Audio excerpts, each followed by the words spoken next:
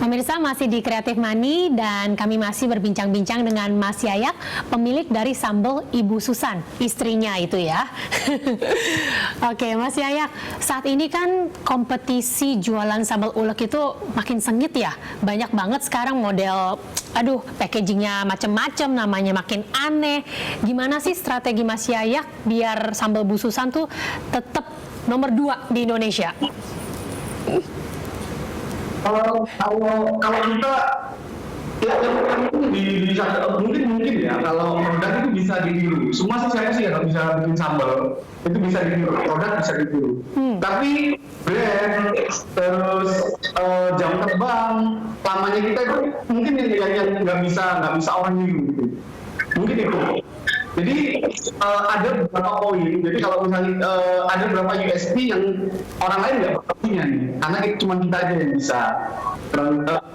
Misalnya kita pernah menang award ini, kita pernah pameran kesini nih, itu jadi salah satu indikator. Terus established lama, kita udah lama orang main, kita udah main. Orang trustnya itu lebih ini, kualitas tentunya yang harus tetap jaga kualitas. Kualitas nomor 1 ya. Saat ini sambal Ibu Susan ada berapa variannya nih Mas Yayak?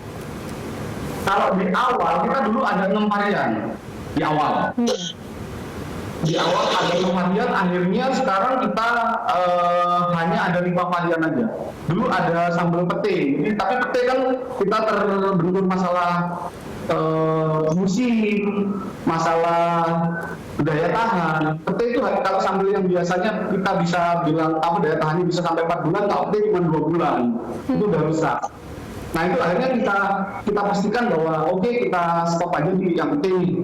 Dan kebetulan peminat pete itu hanya banyak kan orang Jakarta sampai Jawa Barat. Orang Bali nggak suka pete. Oh gitu. Jadi dari varian-variannya sambal Bu Susan sekarang, yang paling laku, yang paling diminati itu yang mana sih? Original. Original tetap ya? Iya, yang original sama yang ini. Kalau yang paling ya, original sama ikan asin, itu yang paling, kalau kita mau yang paling.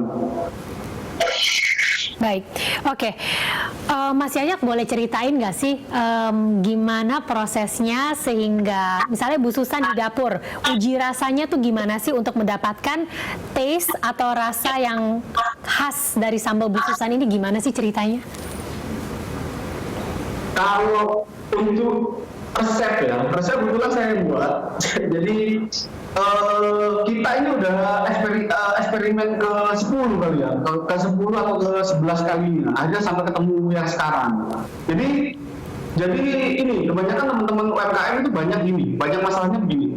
Kalau dia punya sesuatu produk, misalnya kayak rumah makan gitu, biasanya teman-teman akan kesulitan saat si tukang masaknya hilang, kokinya pergi, akhirnya rasanya berubah atau nggak standar. Nah, kita punya tips. Jadi setiap apapun yang dimasukkan ke dalam ingredient sambal Bu Susan itu sudah harus sesuai resep. Jadi garamnya harus merek A, minyaknya harus merek B, terus cabenya harus cabai ini, dan kita punya cabai yang memang itu kita punya di situ. Kita punya cabai ini, punya terasi ini yang itu agak sulit mungkin kalau kita bilang komposisinya apa? Terasi, garam, cabai. Nah, tapi kita cabainya punya cabai sesuatu, cabai A yang insya Allah cuman kita yang pakai tuh cabainya untuk sambal botolan, karena kita udah riset lama gitu. Maksudnya kita paling lama jadi tahu ini cabai yang paling cocok.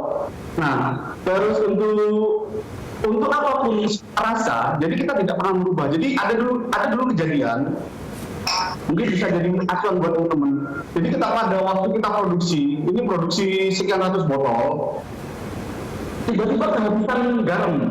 Karena kita nggak ngecek stok, kehabisan garam lah. Ada cuma sedikit, nggak begitu banyak, ada sekitar 10 kilo bahan yang garamnya kurang. Nah, akhirnya karena kepepet, kita membelilah garam seadanya di salah satu toko, merek C. Kita pakai garam, dan ternyata kandungan garam masing-masing merek itu beda. Dengan takaran yang sama, itu aslinya bisa 4 kali lipat. Akhirnya sambal buang. Itu juga. Jadi kuncinya begitu kita menemukan satu resep yang tepat dan disukai, divalidasi, maksudnya disukai sama kajian kita, itu kita lock aja, kita kunci. Soalnya nanti akan ada begini, ini pengalaman kita ya, jadi ada, mas ini sambelnya kurang asin, oh ternyata yang beli orang Bali suka asin, agak asin. Begitu ada makan orang Jogja, mas ini sambelnya kurang manis mas, orang Jogja suka manis. Akhirnya kita kunci bahwa merek ini siapapun yang akan intervensi nggak penting, karena ini paling banyak disukai sama market kita. Dalam sebulan Mas Yayak bisa jual berapa botol nih Mas Yayak? Kalau normal 300. Kalau misalnya kita kapasitas produksi 500 botol per hari, kapasitas produksi ya. Kapasitas produksi. Tapi kita biasanya average itu 200 sampai 300. Kalau sebelum kondisi begini ya. Iya. Ya 300 botol per hari average. Per hari ya. Banyak juga berarti ya Mas Yayak ya. Untuk omset per bulannya berapa berarti Mas Yayak? Alhamdulillah cukup ya. Kita kira-kira sendiri aja kalau gitu ya. Nah, dalam situasi pandemi ini dampaknya gimana Mas Yayak ke penjualan sambal Bu Susan? Banget ya, apalagi di Bali.